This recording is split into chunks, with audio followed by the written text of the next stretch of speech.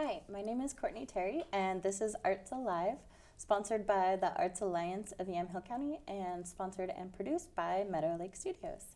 And my guest today is Heather Older, the executive director. Correct. Yep. Executive director of the McMinnville Short Film Festival. That's right. Thank you. Which is coming up very soon. Very soon. Very soon. This year has gone by very quickly. The next festival is February 23rd to the 26th of this coming year, 2023, if you can believe that. So. That's so wonderful. Yeah.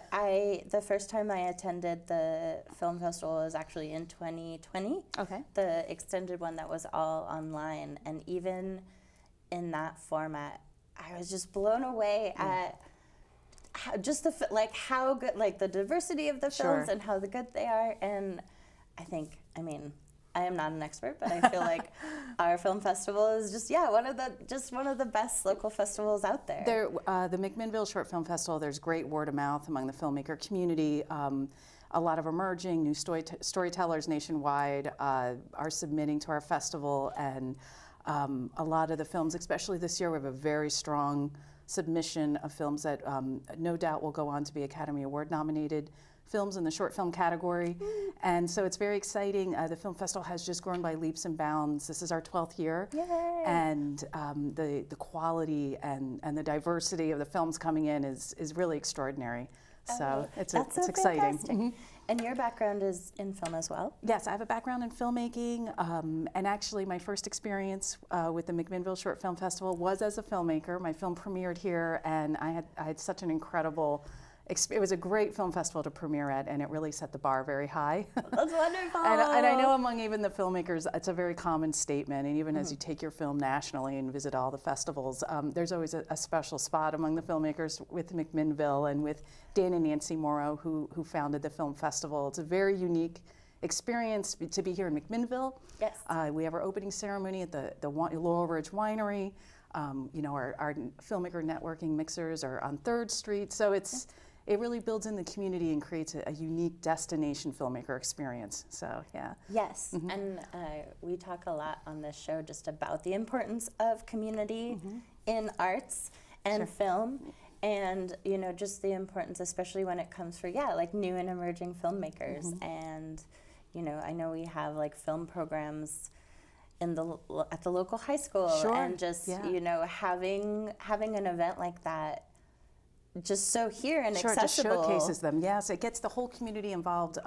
Something that I spearheaded in this last year is getting Portland State University and Pacific University's film programs involved with us. Oh, cool. So on Thursday night, we call it the soft opening of the film festival. We like to showcase the local college student film showcases along with the national college submissions. So mixed in with our local college filmmakers, we've got college filmmakers from UCLA and USC and some of the larger programs. And it's a great way for that young community to mix in with one another and network and then be a part of a full-fledged film festival, because they usually stick around for the rest of the weekend.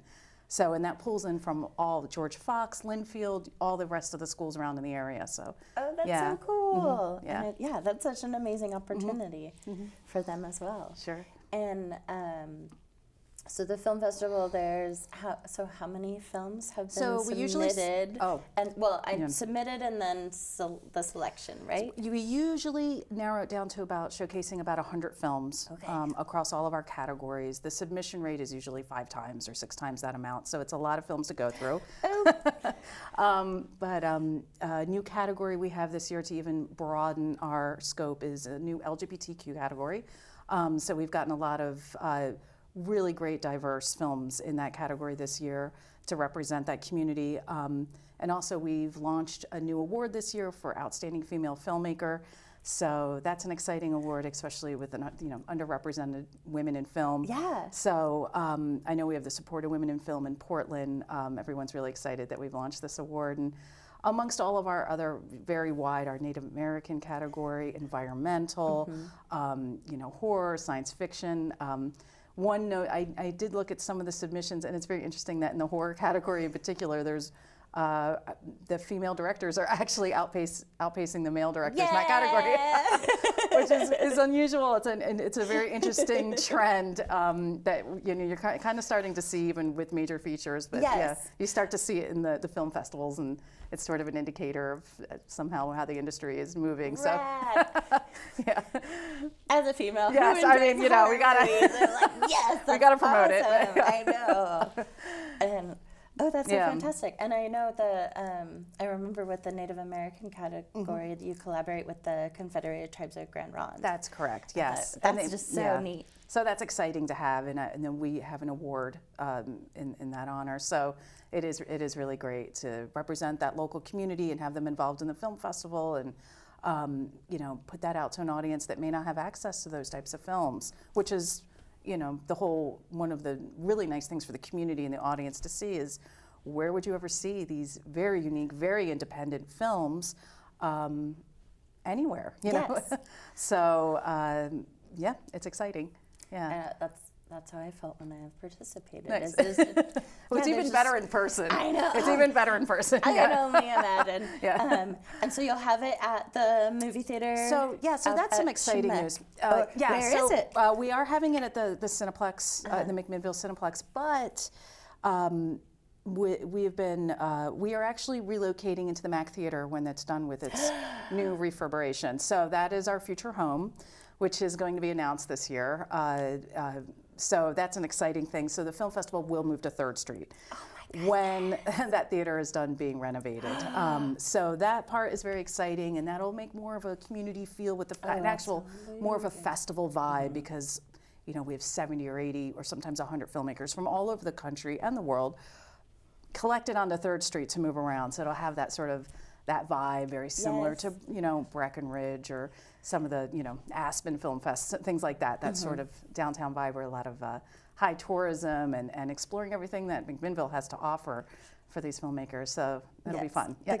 All the communities coming in together. Yes. Oh, that's so amazing. Yeah. And so you said there's submissions that come in from all over the world. Yes. How far away? Korea, many European films. We always have a very large bulk of films from France, all the European countries, Middle Eastern films. We have a number of films from Iran and Israel and South America. I mean, it goes all over. That's fantastic. Of course, Canada and Mexico. The bulk of our films are domestic, but we have, I would say, a very good representation. Maybe nearly a quarter of the films are coming in from outside the United States. Wow. So that's exciting. Incredible. Yeah. And that's amazing that it's reaching folks in all those places. How do we do it? How do you do it? You've talked about the community, and so I can imagine. Yeah, a lot of the more international films are represented by distributors, and we've developed relationships with these distributors. We are on the radar. The McMinnville Short Film Festival is strategizing to become an Academy Award nominating film festival. So that is on the radar for a lot of these distributors, and they'll submit their films because we are on a list of preferred festivals, I should say. So that's, a lot of films, and some of them just come directly. Some of them will just hit directly, be right from the filmmaker. So it just kind of depends, but yeah. That's so incredible. It is. You've been dropping a couple of bombs already between the coming to the Mac Theater and then a Academy Award week. That's so well, and it says so much about how amazing the film festival is and has been. Yeah, and it's a tween this year. Yes, and almost a teenager. We'll get there. Yeah, but. Almost. But this is it's a great year. The films are so exciting this year, and one thing I do want to mention. We are hosting Clay Dream, which is the feature documentary of Will Vinton, the native son of McMinnville. And this film actually had a limited theatrical release. It did premiere at Tribeca, but we're going to showcase it during the festival this year because it did not show in McMinnville. Oh. And so the director is going to come and speak to the audience. It'll be tied in with our animation block. So it's being sponsored by Visit McMinnville. Oh, so this will be a really exciting offering for the community to come and see this amazing documentary on Will Vinton. Yes. And so and that'll probably take place on Sunday. We haven't fully scheduled it yet, but it is absolutely confirmed that this is going to happen during this year's festival. So, oh, that's wonderful. And so you've to review the festival weekend itself, and then there's events that are happening. Is this all happening over the same 3 days? Well, the 4 days. Yeah. Oh, 4 days. Yeah, okay. It's a full 4-day festival, so we'll be showcasing films nonstop with filmmaker mixers mixed in. We have one scheduled at Troon downtown, a few other tasting rooms. We have some workshops available, one in particular dealing with Super 8 film. We have a producers panel for people who want to learn about short filmmaking and how to get their films out there. And then we have our opening and then our closing night ceremony on Sunday evening at the Bindery, which we will have an industry keynote speaker for. So yeah, it's a very active film festival, and yeah. Right. Well, and it's amazing that there are those kind of educational parts to Sure, it. yeah. What all different kinds of workshops? The one we have scheduled, Super 8, we Yes. haven't completely put our program. We're still Fair putting it together right now, so I don't want to overspeak unless some things are confirmed. But I mean, they're mostly geared towards our filmmakers that are in attendance. So these are topics that are interesting to them. Usually the nuts and bolts of filmmaking, not the craft, but also after post-production, how to market your film, things like that. So it's geared towards the filmmakers and certainly open to the community. So yeah, all of our community amateur filmmakers. There you go. Out there. Absolutely. Oh, that's so exciting! And then so the website where folks can learn more. It's McMinnvillefilmfest.org. Great. And all the information is being uploaded there. It also features all of our wonderful sponsors from the community, and also all of our wonderful grant donors are all listed on there. So a big shout out to them because that's what makes the festival happen. We are a nonprofit, so it's wonderful that the community can support us, and so I encourage anyone who wants to participate in that. That's how we keep going and hosting this. So yes, yeah, and making the film festival exactly. what it has become. Exactly. And so, may I ask if you have a personal favorite film category? Oh, that's tough. I mean, there could not be like one. It's tough. I mean, no top one. I really like the horror category, but as primarily a comedy writer myself, I do enjoy the block of comedy films. So I know what goes into those scripts. But I'm always so surprised by all the categories, even categories I wouldn't necessarily think that I would enjoy. The experimental category, for instance, always surprises me, and I'm always very fascinated with some of the films that appear in there. But yeah, I enjoy them all. I really do. Yes, that's a good answer. Well, and it's so cool because I feel like when people kind of hear the term experimental film category, they get all sorts of ideas. Sure. And it's really cool that we'll have this opportunity here in our community for people to go, because I've had similar. Yeah. Where you don't know what you're expecting when you're going in, and that's part of the experience, right, of being in a theater. Yes. And I love that we're back in the theater. I encourage people so much to enjoy films. It's a collective experience to sit in the theater with the community and share that experience of watching film. Yes. That's something you cannot gain streaming or at home or pausing or half on your phone while watching something.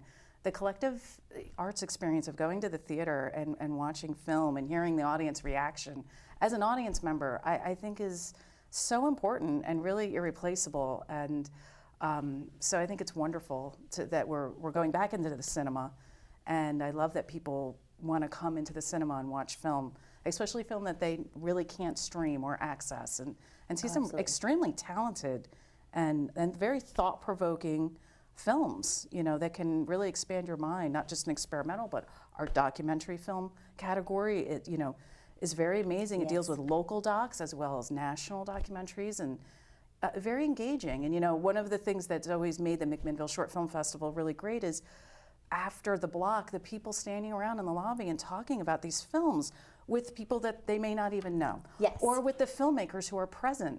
That's a unique experience, and it's a wonderful experience for the filmmakers, the community, and at just everyone involved. So that's always what we're going for, you know, that dialogue. Yes. You know, yeah. And yeah, just building up that community. Yeah. Well, Heather, thank you so much. Thank you so much for having me. It's been a pleasure. About the film festival, and so it'll be happening February 23rd to the 26th. Thank you. Yes. And more information can be on the website, McMinnville.org. Yeah. Okay. Thank you. Thank you so again. much for having me. It's been a pleasure. Thank you. Thank you. This has been Courtney Terry. Nope, this is Courtney Terry, and this has been Arts Alive.